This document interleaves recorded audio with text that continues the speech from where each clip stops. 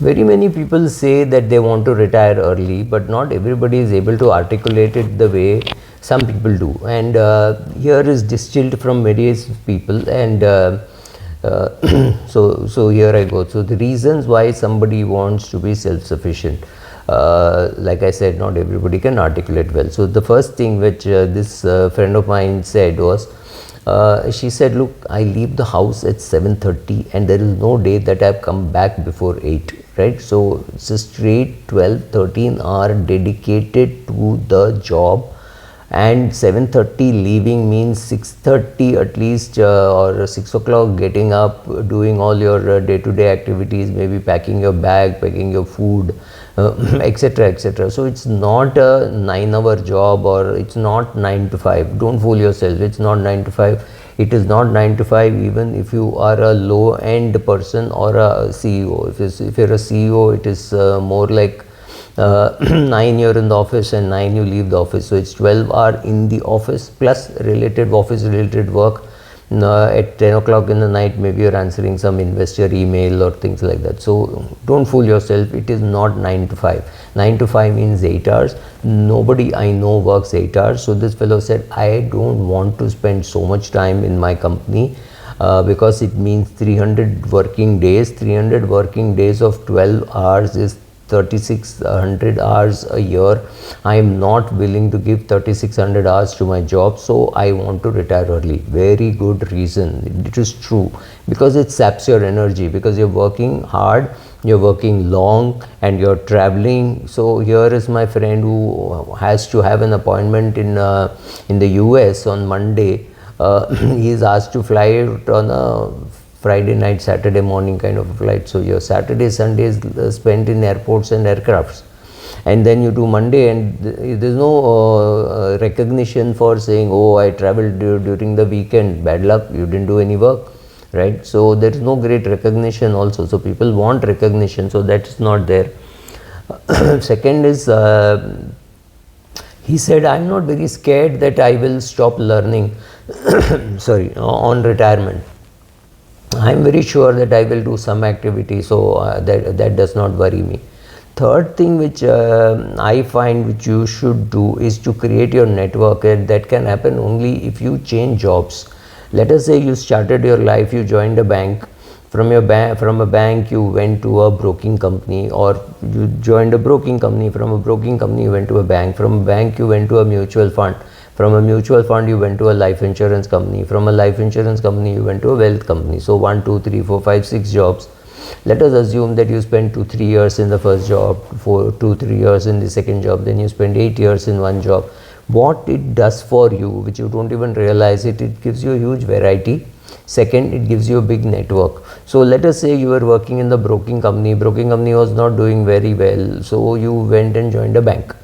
Then you were doing well in the bank, but some RM from a fund house came and said, we are looking for people in your hometown, would you want to go? So you moved. So you went to a mutual fund, you spent 7-8 years, and then the life insurance industry was launched. Say this was 2002, 2003, and you went and joined an insurance company for 7-8 years. The advantage is, if you are sacked, you can go back to a mutual fund, you can go back to a brokerage, you can go back to a bank, right? Everywhere you have worked, you have done two things. You have added variety to your work, and you have added variety of friends. So you have created a network. Most people who work 20-30 years in one company have zero network.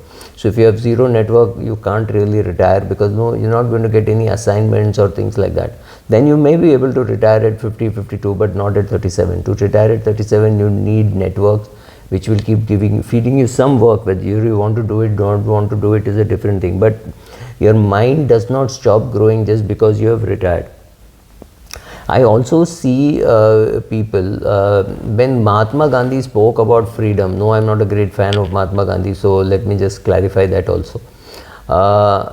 When Mahatma Gandhi spoke about freedom, he spoke about freedom from everything. He said you have to make your own cloth, you have to cook your own food, you have to clean your own toilet, you have to do all that. That is self-sufficiency. Honestly, I don't see very rich people or very many rich people being self-sufficient. I don't think they can change diapers. I don't think they can buy vegetables. I don't think they can create a meal bottom up, right from buying vegetables to pulses, knowing where it is kept in the house. doing all that for yourself, washing your clothes, maybe in a washing machine, but yes, doing all that is very, very satisfying. And I can't get that kind of satisfaction when I say, oh, I got enough money to employ people for everything, right? I can employ somebody to go to the gym, I can employ somebody to eat, I can employ somebody to shoot this video, right? So I somehow feel that being self-sufficient is very useful. So if you're self-sufficient, that is more important than being rich, right? So check out your self-sufficiency, see how many things you can do on your own, how many certain things you will always be dependent on others, right? You may be able to change a bulb, something more complicated you will need an electrician. You may be able to fix a small leak in your tap, but something little more complicated you will need a plumber. You will of course need professionals, but at least doing some of the basic things on your own can be very it can create a lot of happiness, and it can create a lot of satisfaction too. And some of the basic things like it always pays to be invested. Don't try timing the market and things like that. So as long as you're invested, and as long as you've invested well right from a young age, you will be able to retire and do assignments once in a while rather than have a full-time job. That's also a partial type of a retirement. So think of all these things before you retire. Think what you want to do, articulate, write down 5-6 reasons why you want to retire. Say a friend of mine, I mean he's much older, he said the reason why I want to retire is I don't have to get up in the morning and tell a lie to everybody saying, oh, it's a pleasure meeting you. It's no pleasure meeting my boss, it's no pleasure meeting some of my vendors, but I have to do that because I'm the CXO of that company. So at least I don't have to tell lies. So that's the reason why I want to. Find out whatever your reasons, articulate it well, write it down, and that should be the reason why you want to retire early, not because there is a big FIRE movement and financial independence and retire early is a great movement. That's fine, but you cannot just leave your job listening to some coach hoping to earn millions of dollars or buy a Ferrari and your Mercedes and your BMW and a big house. It doesn't happen, boss. I'm not saying it doesn't happen for anybody. What you're doing is making sure that the coach's Ferrari is getting enough fuel. Thank you.